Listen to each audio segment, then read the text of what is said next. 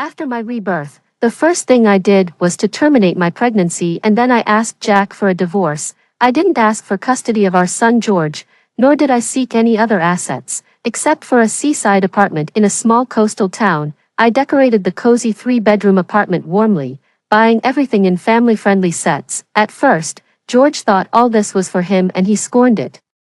Only when he discovered the pink children's room filled with dolls and a wardrobe full of beautiful princess dresses did he start to panic. He and Jack thought I was sick, that I had lost my mind. Tears in his eyes, he confronted me. "Mom, I am your biological son. Why don't you even glance at me? Yet you treat this imaginary daughter so well." He didn't know that it wasn't an imagination. I really had a beautiful and well-behaved daughter. She lived in the memories of my past life. Half a year after settling in the coastal town, Jack called me, asking me why. Our divorce was as plain as having a meal together. It was understood that George would stay with the Duncan family, and we didn't entangle over the custody issues. He never asked why I suddenly wanted a divorce and completed the procedures with an indifferent face. I thought he didn't care, just as he never cared about my feelings throughout our years of marriage. Now, half a year later, he suddenly asked me, why?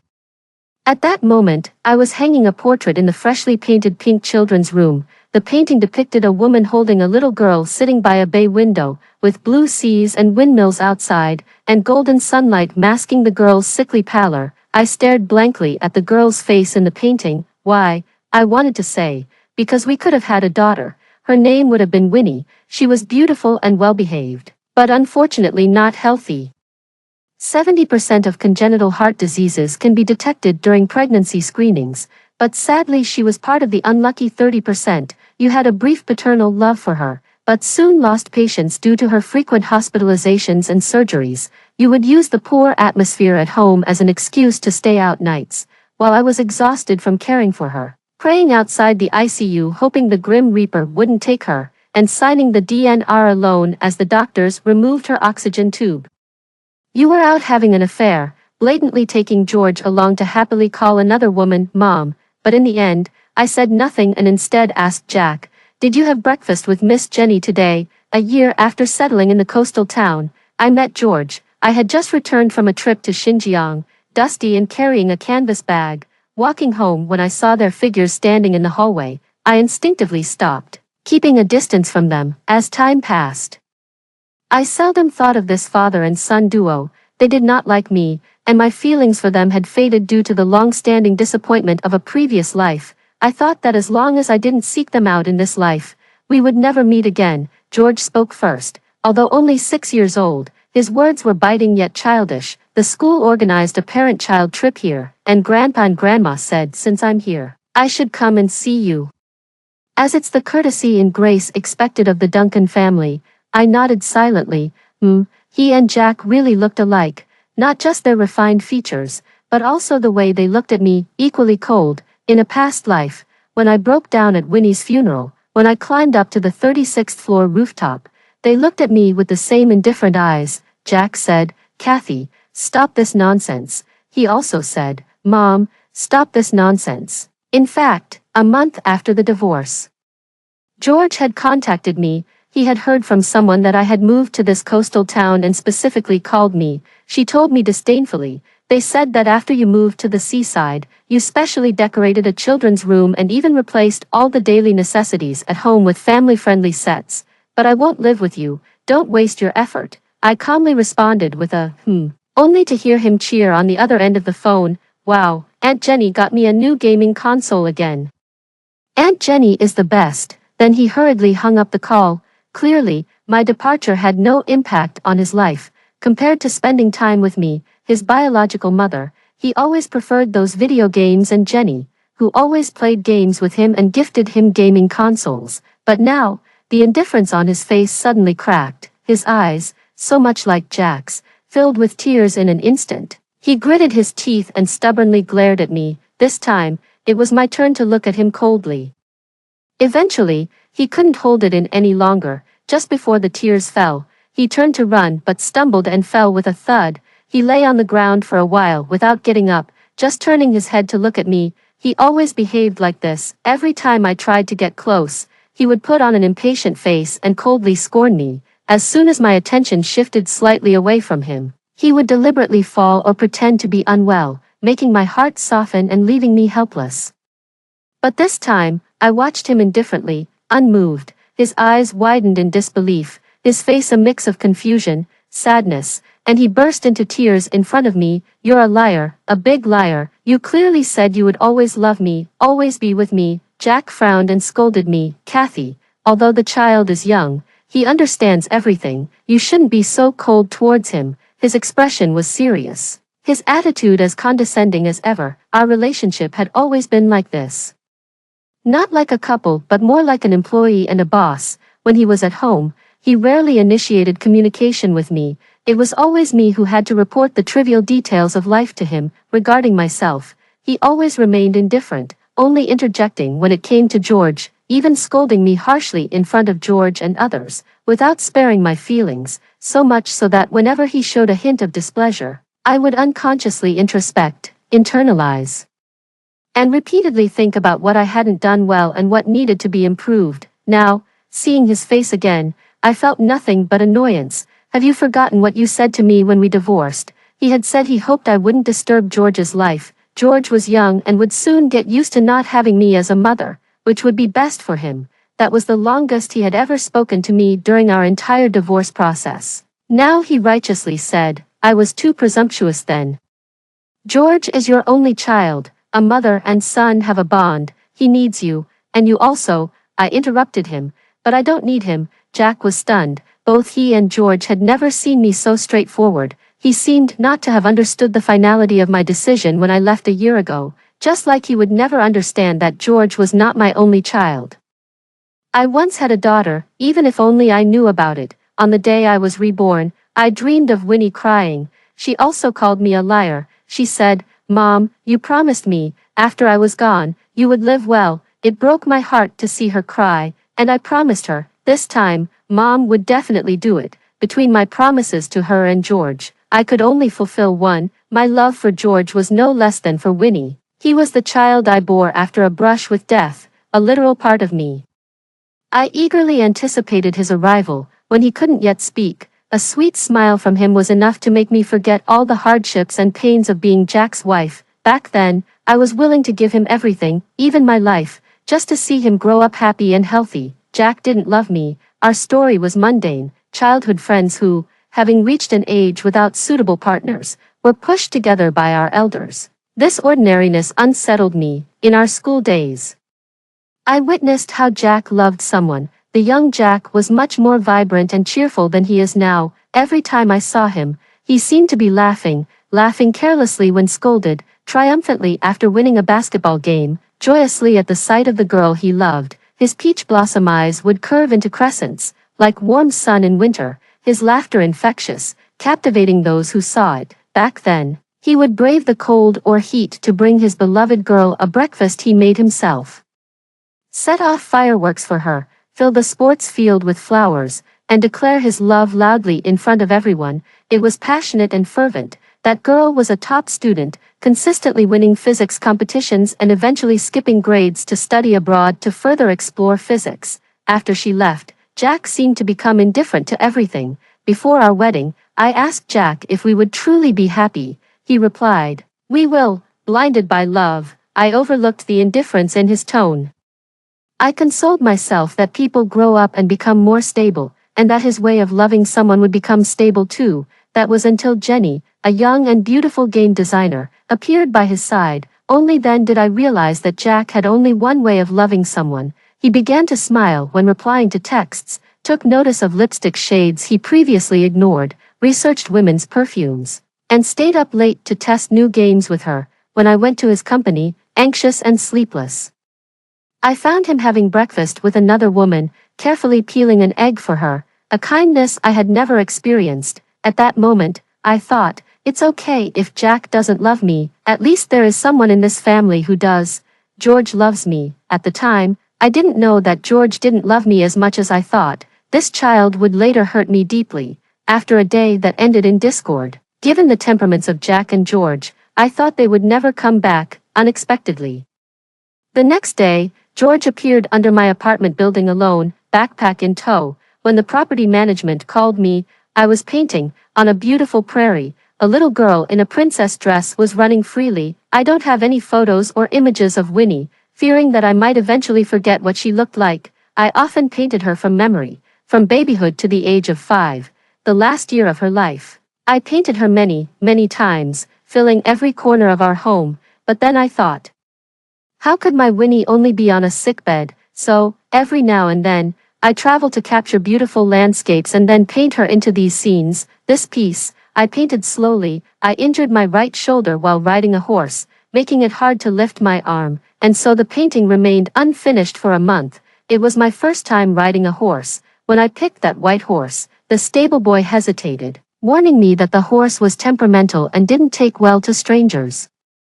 Several people had already fallen off. I laughed it off, saying it was okay, because that white horse was just so beautiful. But sure enough, halfway through our ride, the white horse threw a fit and suddenly knelt on its front legs, tossing me onto the grass. My fellow riders were startled, and as a little girl helped me up with her mother, she gently brushed the grass off my face with her small hands and asked sweetly, "Auntie, does it hurt?" Later, I took many photos for her and her mom.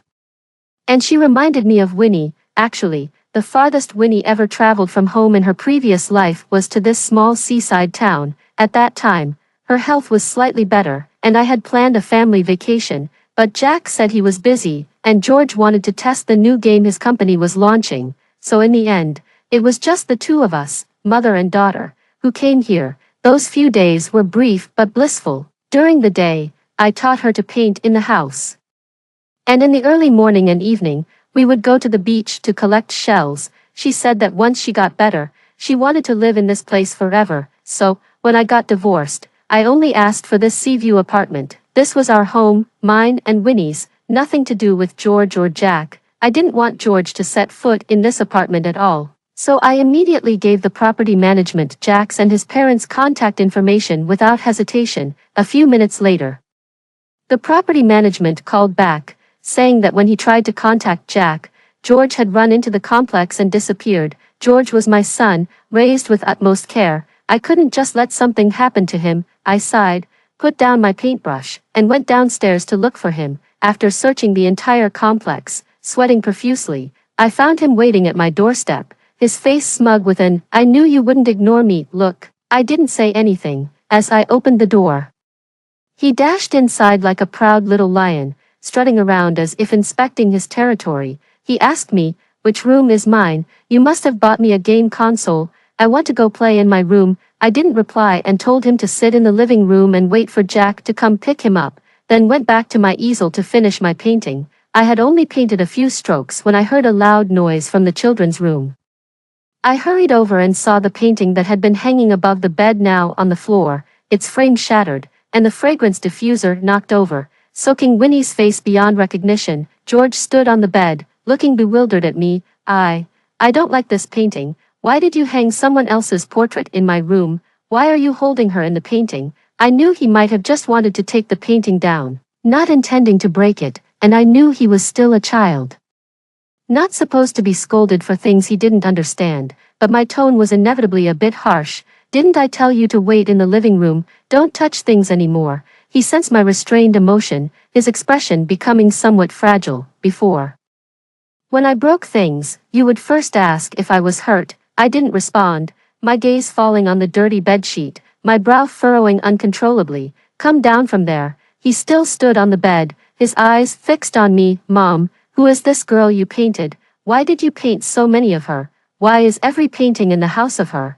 He was still too young, unable to hide the panic and insecurity in his eyes. He saw the paintings that filled our home, the girl in them sharing similar features with him. "Mom, why do the doorman and the uncles and aunts who live here say you don't have a son, only a daughter?" I say I'm your son, and they still call me a liar. I showed them our photo together, and they didn't believe it. "Is this my room?" He jumped out of bed and pulled open the wardrobe as if to prove something, but froze at the sight of it filled with princess dresses. "Why did you buy so many dresses? Where are my clothes?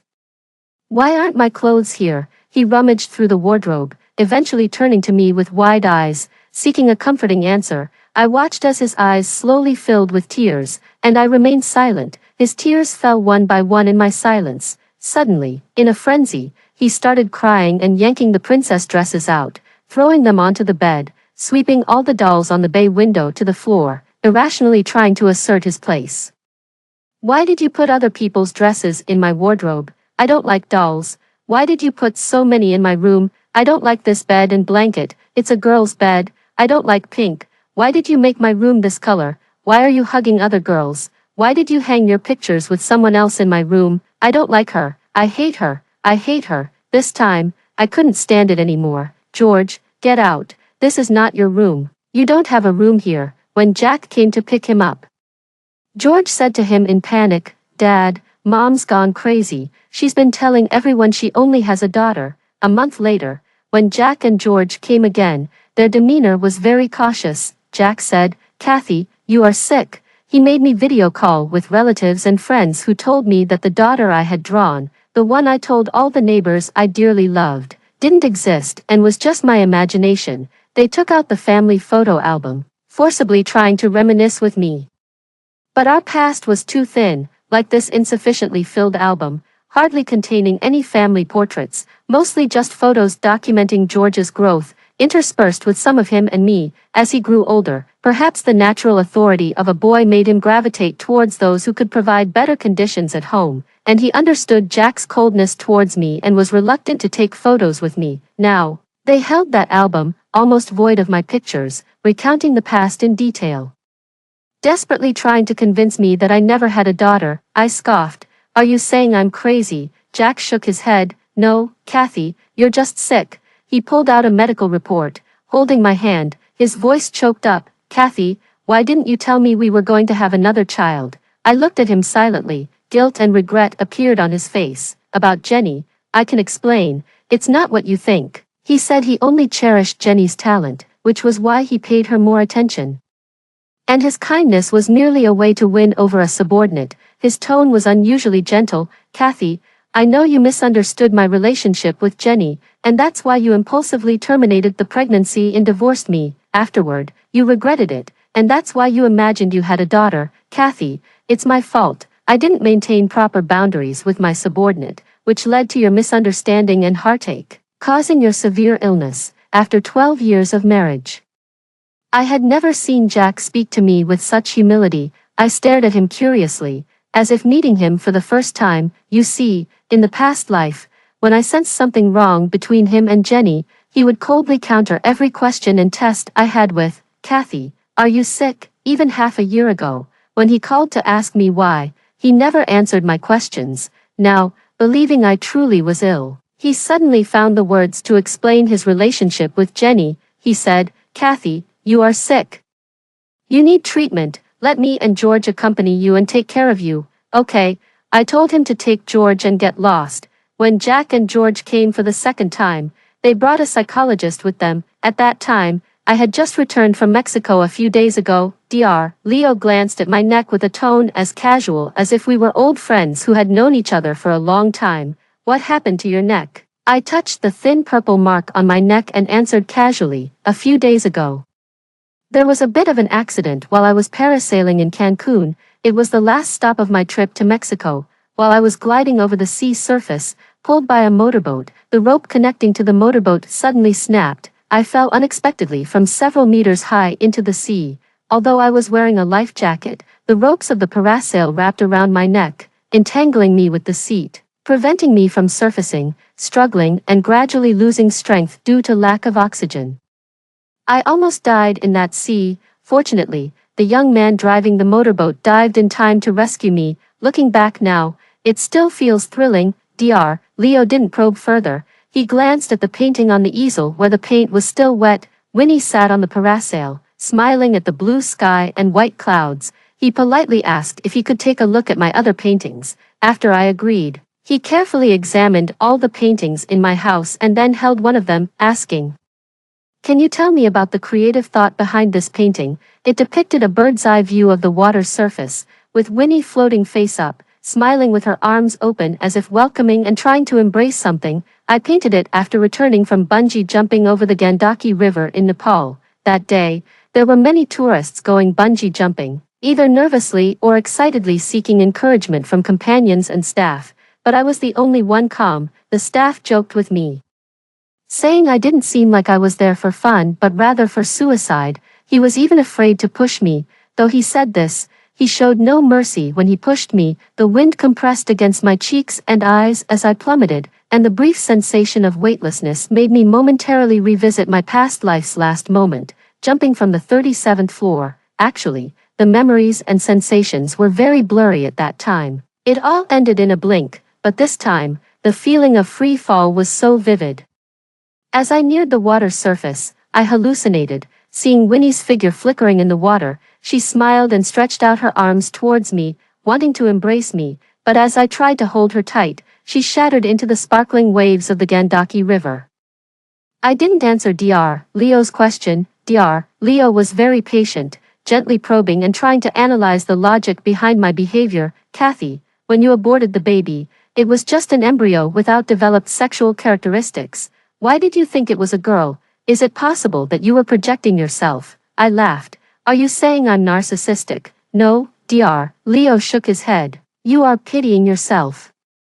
Is there a possibility that you transferred your resentment towards your husband onto the child, but after you aborted the child, you regretted it, so you fantasized about a girl based on yourself? Similarly, it's not that you no longer love George, you love him too much, yet you displaced your anger onto him, investing all your love for him into this girl you imagined, but this little girl is too dangerous for you. He sighed softly. Wild rides, paragliding, bungee jumping. Kathy, have you noticed that all the activities you're pursuing are high risk? This girl you've imagined is enticing you to flirt with death. If you don't open your heart and accept treatment, the consequences would be unimaginable. Kathy, I want to help you. Jack chimed in from the side. Kathy, get treatment. Let us help you. Take care of you. Okay. George also came forward, trying to hold my hand, his demeanor more docile than ever. I kept wondering how it could be that you suddenly stopped loving me. Mom, it turns out you were ill. Let us help you. Mom, can you draw a picture for me, too? You've never painted one for me. I interrupted him. I have painted for you. Last year for your birthday, I gave you a portrait as a gift. My academic performance was only above average growing up, not comparable to the top students Jack admired. But I was very talented in art and was admitted to the best art college in the country. Unfortunately, my parents always felt that relying solely on painting wouldn't earn much money and hoped that after I graduated from the art college, I would marry early so they wouldn't have to worry about me and could move to New Zealand with my brother with peace of mind. I compromised, because they arranged for me to marry Jack. At that time, I thought, since I was getting married, I could continue painting. But soon I became pregnant with George. And family chores and raising him gradually took up a lot of my time. Whenever I wanted to settle down and paint seriously, George would suddenly start crying, and I had to put down my brush to soothe him, which led to me gradually neglecting my painting, until George's 5th birthday. I suddenly picked up my long-neglected brushes and painted a portrait for him, but he obviously preferred the game console Jenny gave him, and tossed the portrait aside carelessly. Later, I found the painting under a small desk in his room, folded into a small square to prop up the table leg. George stammered in his defense. I didn't do it on purpose. I must have picked it up by mistake. I smiled as I exposed his lie. No, you did it on purpose. That day, you dilly-dallied and refused to take a bath, so I took away your game console, and you did this to retaliate against me. You've always been like this. Whenever I don't do as you wish, you would destroy the gifts I gave you. Spoil my goodwill, to hurt me, because you know I love you, care about you, and doing this would make me sad. You want to make me sad. George's face turned slightly pale, and he muttered, unable to speak. I looked up at Jack, realizing he had long been hinting at making amends. For example, George's school had never organized a parent-child trip in his lifetime. Also, with so many bodyguards and nannies in the Duncan family, how could they let George run out alone without worrying? And whether in his past life or after being reborn, he hardly ever wore the clothes I bought him anymore. From a certain day onwards, Jack, who never bothered about his attire, started buying his own clothes. Later, I found out that all those clothes were bought by Jenny, to make Jenny happy. He never touched the clothes I bought again, even changing his perfume to the leather scent Jenny liked. But these few times he came to see me, He deliberately wore the clothes I bought for him. Sprayed with the woody scent I liked, I just didn't care. I didn't care why after a year he suddenly wanted to reconcile, nor did I care why, even though I had already made room, he didn't just bring Jenny directly into the household, because I didn't care, I didn't expose it, but he, accustomed to being proud in front of me, even in seeking reconciliation, couldn't let go of his pride, and only thought of using George to soften my heart, hoping I would turn back to him willingly. Now, thinking I was ill, he seemed to suddenly find a way to bow down to me, with his attitude changing 180 degrees. In an instant, I learned to be gentle, to make concessions. It seemed because I was a patient, I suddenly became fragile, someone he needed to protect. All his actions now had a noble and selfless reason to do what was best for me. He played his part so convincingly that I almost believed him. Jack, you say there's nothing between you and Jenny. Then why did you spend a fortune finding fine jade and personally carve a Buddha statue for her, then crawl step by step up the 81 steps of South Mount Temple to have it consecrated by a monk because she gets sick easily, even when Winnie was seriously ill in her past life? He, as her father, never did such things for her. And why use working late as an excuse to spend Valentine's Day with her, to hug her, to kiss her? Jack's face turned ugly too. I smiled. Are you wondering how I know all these details so well? It was your son who told me. The first time I heard of Jenny was from George. Suddenly one day, he began frequently telling me how wonderful Aunt Jenny was, what she and his father were doing together, and questioning, Mom, why can't you be nice like Aunt Jenny? Initially, it might have been unintentional, but later it was clearly deliberate. I've mentioned before, he's precocious. After noticing how upset I became every time I heard about Jenny, he would intentionally bring her up whenever he was displeased with me. I knew he enjoyed Jenny's company and the games they played, but I doubt he truly wanted her to replace me as his mother. Instead, he seemed to take perverse pleasure in using his father's intimacy with another woman as a way to punish me, a method to confront me. Especially after Winnie was born in my previous life, his behavior became even more pronounced. During my pregnancy, he would casually remark, Mom is getting fatter and uglier, not slim and pretty like Aunt Jenny. During my breastfeeding period, he would offhandedly say, Mom's belly is so loose and lined, her clothes are sloppy, stained with milk, and she smells of milk. It's disgusting. No wonder Dad wants to sleep in a different room. When I was in the hospital with Winnie for her surgery, he would occasionally tell me about the gifts Jack had bought for Jenny, or the activities they did together. He would excitedly tell me how amazing Jenny was for inventing a new game, how he had new games to play, implying that I was useless. After returning from trips with Jack, he would tell me about the places they visited with Jenny, how people thought they looked like a family of three. He would proudly show me photos of the three of them together and ask if they were good. He thought he was being subtle, but each time he spoke, I could clearly see the malice in his eyes. It was the first time I felt what malicious innocence looked like in my own son. He was like a demon, endlessly chanting curses meant to drive me insane. I knew that many nosy relatives and friends would insinuate to him that once the second child was born, I would only love Winnie and not him. I also introspected, questioning whether I had indeed been partial between him and Winnie, which might have led to his rebellious behavior. But after much reflection, I was certain I had not been biased. Even though I was constantly running between the hospital and home for Winnie, I always took care to ask about George's day, ensuring he ate well and checking his homework. I attended every parent-teacher meeting for him, unless Winnie was undergoing surgery. Even if I had been awake for 48 hours at the hospital before Winnie was born, he didn't even enjoy my company. He found me nagging, annoying, and thought I was just idling around him all day. He preferred to be alone in his room playing games. But when I shifted the attention he didn't want to his sister, he became upset. He could discard it, take it for granted, but I couldn't offer it to someone else. I don't know whose selfishness in his personality he inherited, until after my rebirth, when I left Jack without hesitation, and Jack shamelessly begged for reconciliation. I realized he was just like his father, a man who, while I was exhausted from Winnie's illness and heartbroken by George's intentional provocations, was busy having an affair and figuring out how to divorce me. Did I not want to divorce too? I'm not a masochist, nor blinded by love, unable to live without Jack. But for Winnie's sake, no, that's not possible. Winnie's medical expenses are beyond what an ordinary income can afford. But the thought of leaving Winnie with Jack after a divorce. Knowing his preference for spending time with Jenny over taking Winnie to the hospital, does not sit well with me. Moreover, I worry that Winnie's heart condition might not withstand the shock of family upheaval. Thus, I have no choice but to grit my teeth and persevere. I often wonder why Jack can love George but not Winnie. Winnie is so beautiful and well-behaved, facing illness and numerous surgeries. She always holds back her tears until she can no longer bear it. Even when she's alone with only the nurses in the hospital and feeling scared, she always encourages me to rest more. She misses her father and brother and is confused about why they never visit, but she never asks or speaks of it. At such a young age, her maturity is heart-wrenching. It was only after Winnie's death that I found the long-prepared divorce papers in his study. I realized then that her presence prevented him from asking me for a divorce.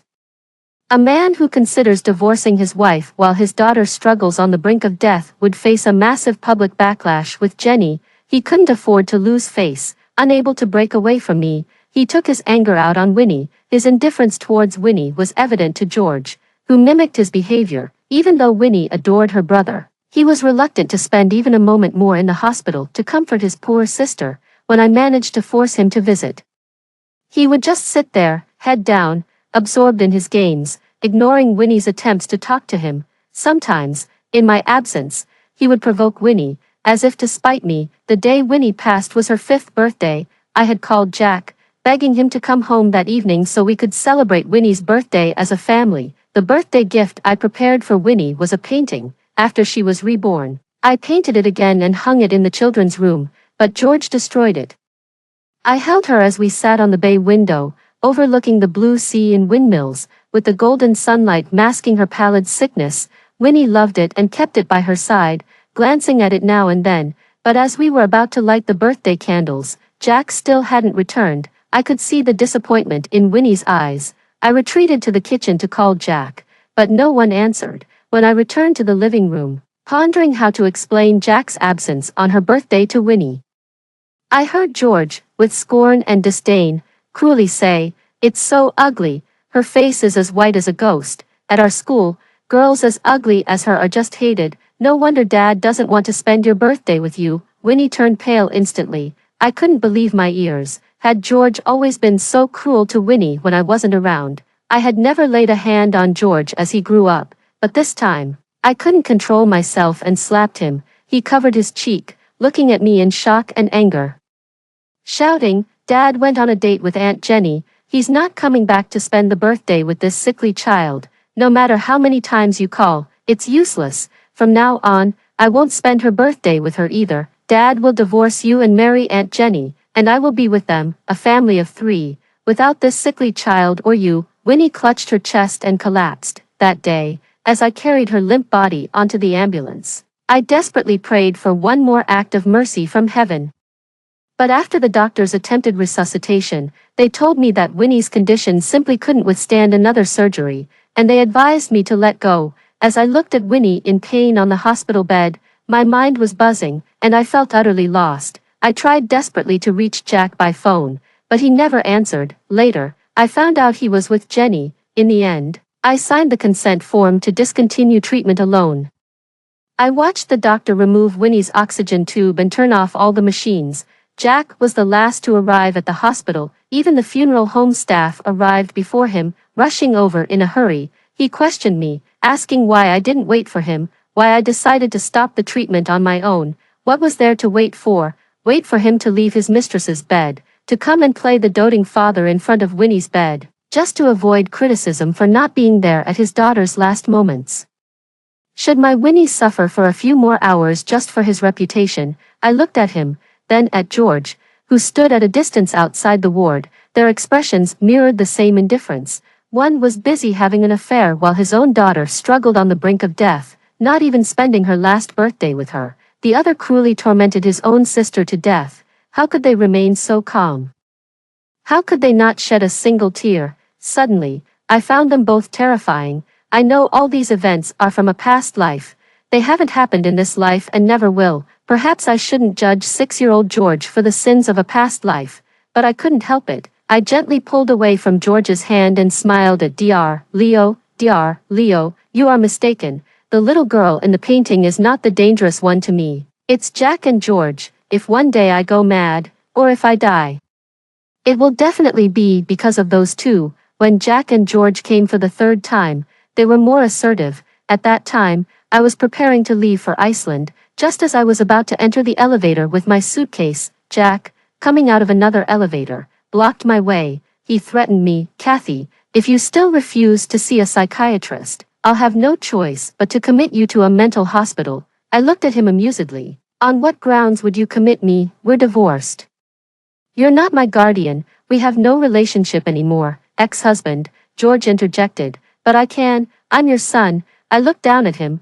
Too bad you're still a minor. They were powerless against me. I turned and walked away. Jack reached out to stop me but instead broke the necklace around my neck. The necklace fell to the ground. Its pendant opened, revealing a small photograph of Winnie. Jack stared at the tiny portrait, his temper finally getting the best of him. If you decided on your own to terminate the pregnancy, you shouldn't regret it. With trembling hands, I gripped the pendant tightly, refusing to show any weakness, and slapped him in return. He understood nothing. He knew nothing. After being reborn, I hesitated, I struggled, but in my previous life, as Winnie lay painfully on the hospital bed, she cried to me, Mom, it hurts so much, it hurts too much. If there's a next life, can I not come to this world? I really had no choice. I put the broken necklace in my pocket, no longer glancing at Jack or George, tugged my suitcase, and entered the elevator. The winter in Iceland has a profound sense of desolation. The roaring waves smash against the black sand beaches. The dark volcanic sand contrasts sharply with the white foam, waterfalls, volcanoes, glaciers, fjords. This small island possesses many unique landscapes and marvelous sights, due to its proximity to the Arctic Circle. The daylight hours are incredibly short here in winter. The sun hovers near the horizon, seamlessly blending dawn's first light with the dusk's last glow. The Venus belt, a pinkish-purple streak across the sky, lingers for a long time. When I came, I brought a bunch of expensive photography equipment. After landing at Keflavik Airport, I rented a car, hoping to drive around the island in pursuit of the northern lights. However, either the KP index of the aurora was below 1 on clear nights, or the weather was bad with thick clouds, and I never managed to capture it.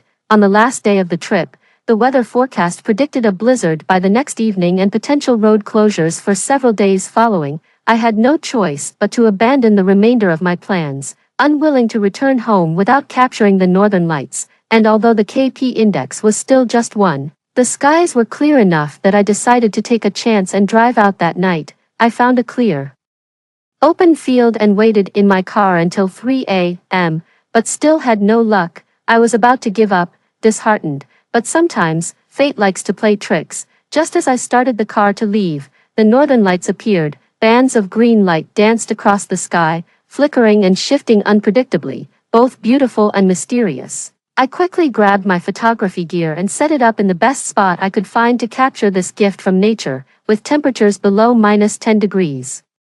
I could only stand outside for a short while watching the aurora before the cold became unbearable. I decided to take a nap in the car, letting the equipment continue to shoot automatically. Jack's broken necklace, which I had hung on the rearview mirror, had Winnie's pendant smiling at me. Looking at her face, I smiled back. Winnie, look, Mom has brought you to see the northern lights. I lay in the car, watching the aurora through the window, and it took a long time for me to fall asleep.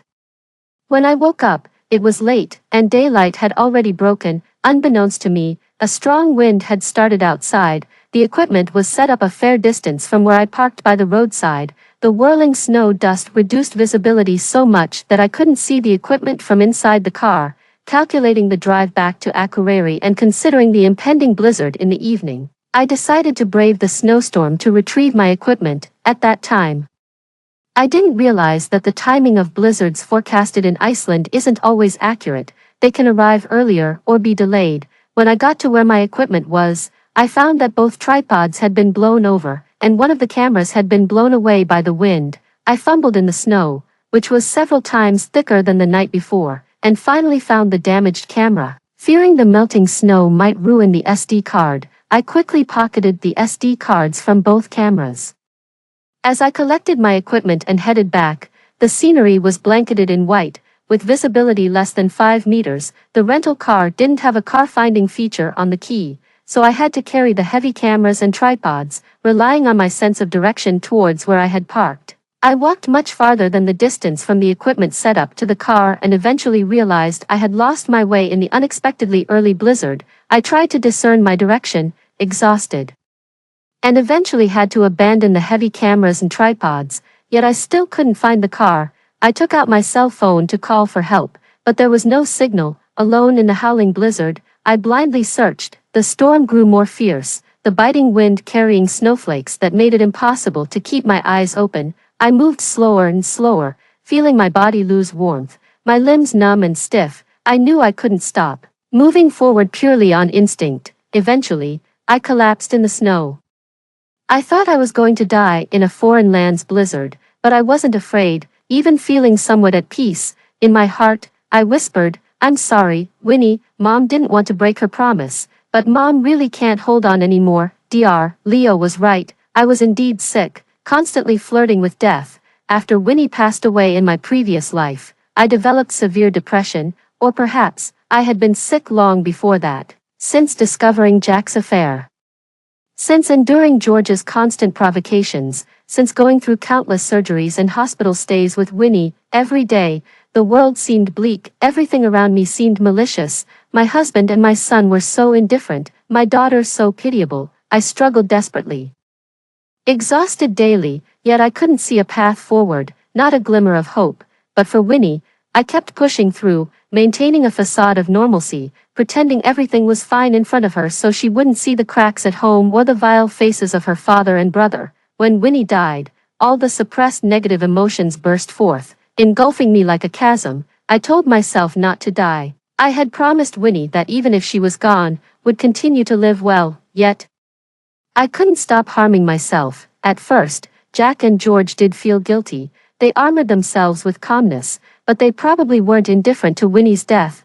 People are often contradictory, trying to escape their sins while simultaneously unable to control their guilt and desire to make amends. They, like I once did, maintained a facade of normalcy in front of me. Jack stopped seeing Jenny, George stopped saying hurtful things, pretending we were a happy family of 3. But it was useless for me. I still remembered their indifferent looks at Winnie's bedside, no matter how they smiled at me or treated me tenderly. In my eyes, they were still cold-blooded, terrifying, and loathsome, the most monstrous beings I had ever known. The closer they got, the worse my condition became. I couldn't control my tears at night, my temper, or my self-harm. Soon, they lost patience, started to feel embarrassed by me, started to see me as a burden. They reverted to their old ways. Jack began staying out again. George resumed his cold and harsh words. The day I went up to the 37th floor rooftop, George yelled at me with annoyance. "Winnie's death is entirely your fault. It has nothing to do with anyone else. Our family doesn't have any genetic diseases. If you hadn't failed to give her a healthy body, she wouldn't have gotten sick. She wouldn't have died." I stood on the edge of the rooftop, stunned. Is that so? It was my fault.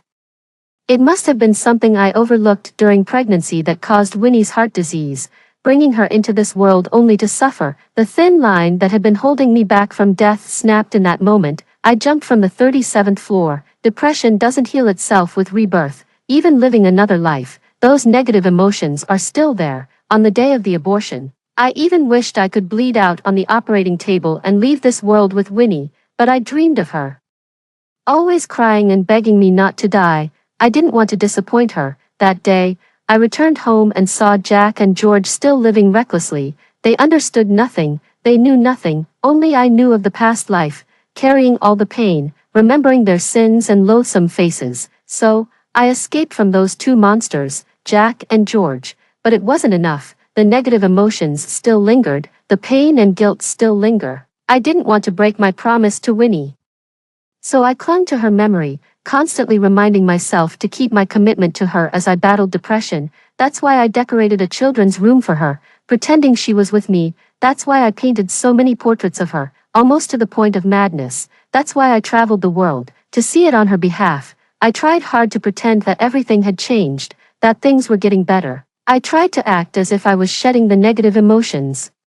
But I still couldn't control the recurring temptations to flirt with death. Every time I engaged in high-risk activities, I lied to myself that this was what Winnie would have wanted, but in reality, it was what I wanted. Now, the death I had long awaited had finally arrived. In the blinding snowstorm, I felt peace. Slowly, I closed my eyes. Beep, beep, beep, beep, beep, beep, beep. Suddenly, in the zero-visibility blizzard, the continuous sound of a car horn blared, the piercing noise, slicing through the storm, penetrated my ears, refusing to cease, irritating me to agitation.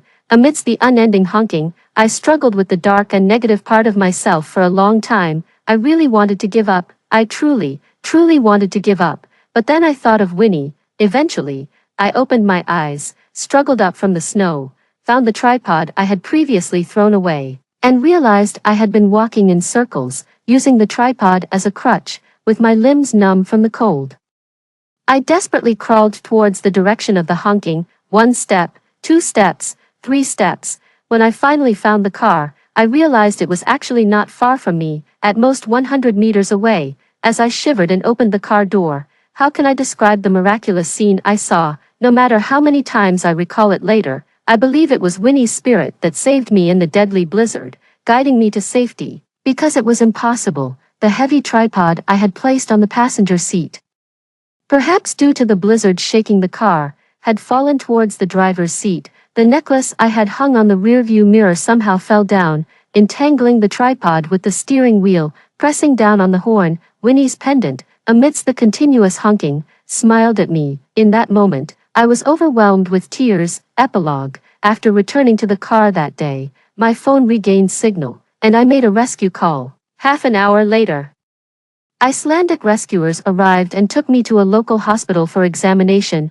Fortunately, my frostbite was not severe, and after a few days in the hospital, I returned to my home country. Having endured that blizzard, my depression seemed to have miraculously cured itself. I always knew this seaside town was beautiful, but during the year I lived here, I felt numb and was unable to appreciate anything around me. Even though I traveled everywhere, I was never truly able to see the beauty in my surroundings. However, after returning from Iceland, everything here suddenly seemed different. The giant windmills in the distance spun lazily, the blue sea gently washed over the golden beaches, and even the sunset light on a rusty old boat looked so beautiful that it made me pause. The world was no longer dim and colorless, it was filled with vibrant colors. I still live here, continue to paint, and travel.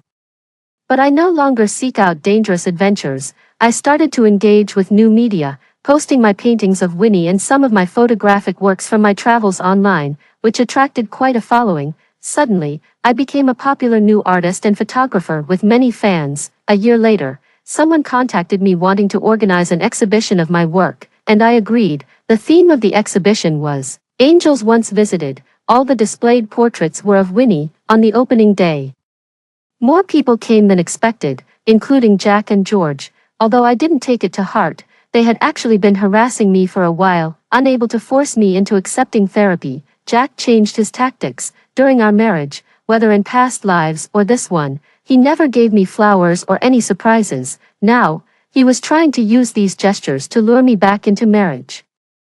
I scoffed at the idea. As for George, every time he saw me adding something new for Winnie at home, he was incredibly jealous. When I used to love him, he seemed to prefer those games, but now, no matter how many games Jenny gave him, he only told her to leave, and Jack even fired her. Now, it seemed he wanted my maternal love more than the games. Crying, he said to me, "Mom, I am your biological son. Why don't you even glance at me, yet you treat this imaginary daughter so well?" Then, about a week ago, they suddenly stopped bothering me.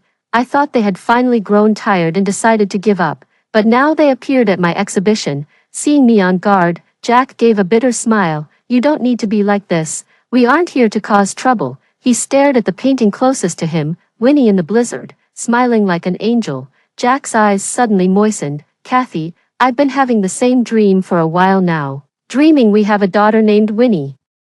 George also looked up with tearful eyes and asked me, "Mom, is that true?"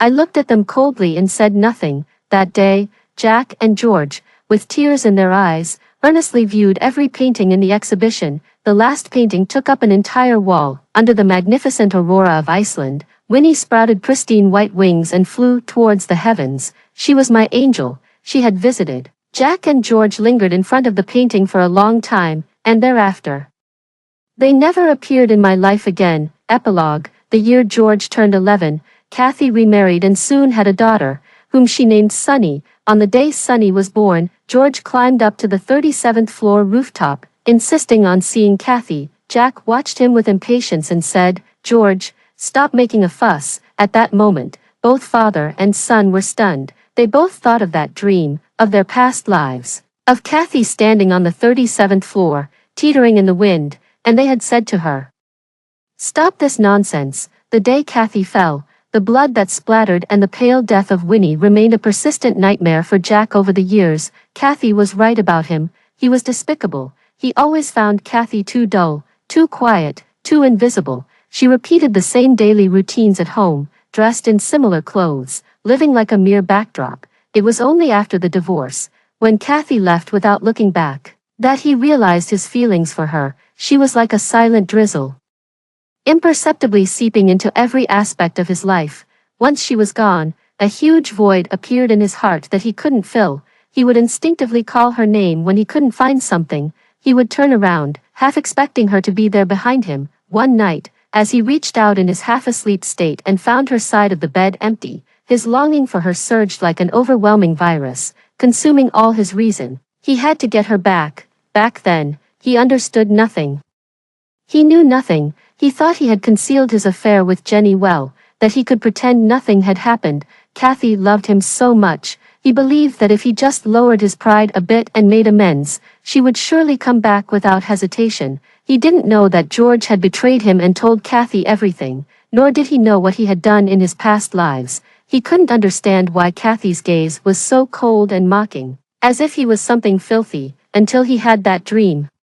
In the dream, just like now, after Kathy's death in a past life, he suddenly realized his feelings for her. Guilt, heartache, longing, intense emotions nearly drove him mad. He knew he had to do something. He must do something. So, he took revenge on Jenny, drove her out of the company, pushed her into debt, and even forced her into prostitution. In the end, infected with disease and desperate, she came at him with a knife. As she plunged the knife into his heart, she screamed, "Did I force you to cheat? Did I force you to sleep with me? It was you.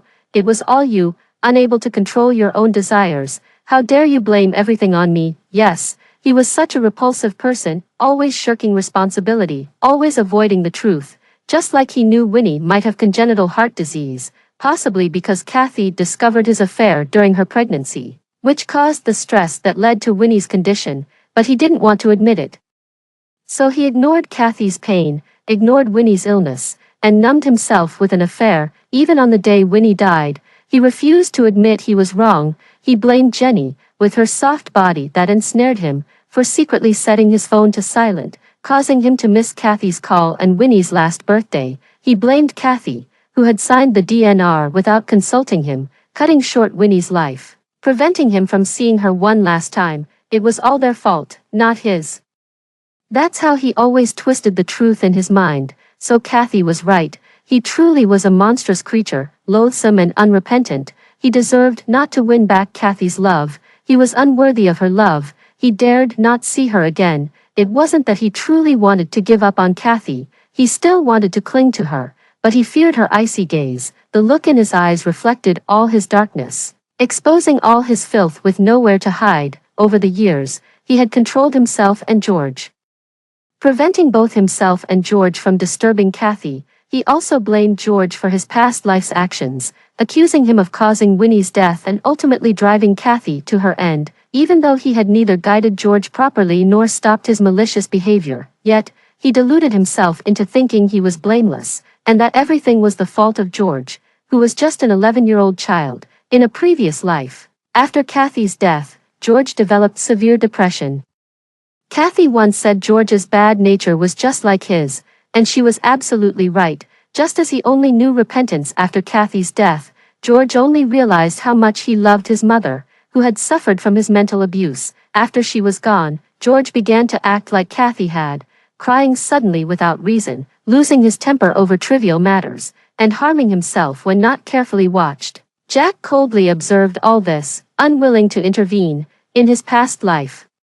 Jack didn't know what became of George after his own death, however, in this life, following the dream they both had about their past lives, George developed the same severe depression as he had before. He constantly cried, longing to see Kathy, clutching his chest and asking Jack, "Dad, my heart hurts so much. Do I have the same heart disease as my sister? If I have heart disease too, can Mom and my sister forgive me?" But every hospital visit confirmed he was physically normal. As he grew older and understood the concept of psychological effects, he stopped asking Jack about it, yet, he still made a fuss about seeing Kathy. Under Jack's watchful eye, he could only spy on every aspect of Kathy's life through the internet and through others. After discovering Kathy had a new boyfriend, he began provoking Jack as he had once provoked Kathy. He would deliberately tell Jack where Kathy went with that man, what gifts she received from him, that Kathy kissed him, that Kathy accepted his marriage proposal. Kathy was getting married. He tirelessly recounted to Jack how joyful Kathy seemed since leaving them, punishing himself and tormenting Jack, in the repeated agony.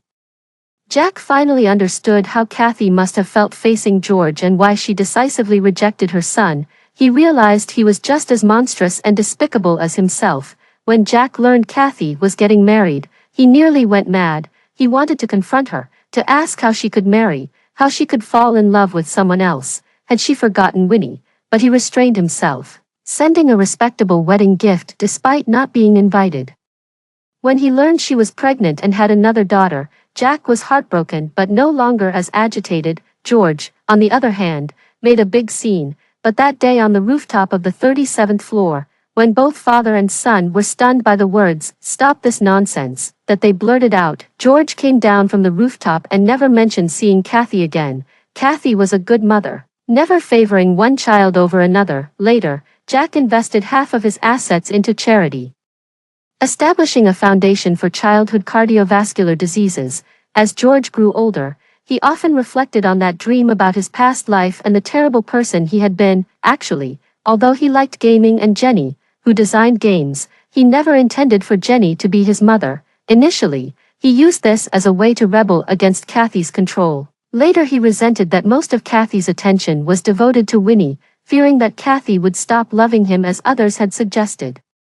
The 11-year-old from his past life probably knew that provoking Kathy and Winnie was wrong, and he didn't want them to die, but once malicious words become a habit, they slip out easily, so he became very silent. After getting into university, he chose not to study finance but medicine, specializing in pediatric cardiovascular diseases, volunteering at children's hospitals during holidays. He and Jack both tried to atone in their own ways. Many years later, George became a qualified pediatric cardiovascular surgeon. He spent almost every day in the hospital, not just seeing patients but performing surgeries, desperately overworking himself as if curing more children could cleanse the sins in his heart. Later, he met a 5-year-old girl, beautiful and well-behaved, with the same congenital heart disease as Winnie. George was her lead surgeon. The surgery took place on the little girl's birthday and lasted 20 hours, and it was a success. George walked out of the operating room, exhausted yet with a smile, and then he collapsed. He passed away with a smile. His heart suddenly stopped. After hearing the story above, what are your thoughts? Feel free to share your opinions in the comments section. Looking forward to hearing from you. If you liked this story, don't forget to like it, share it, and subscribe to my channel. See you next time.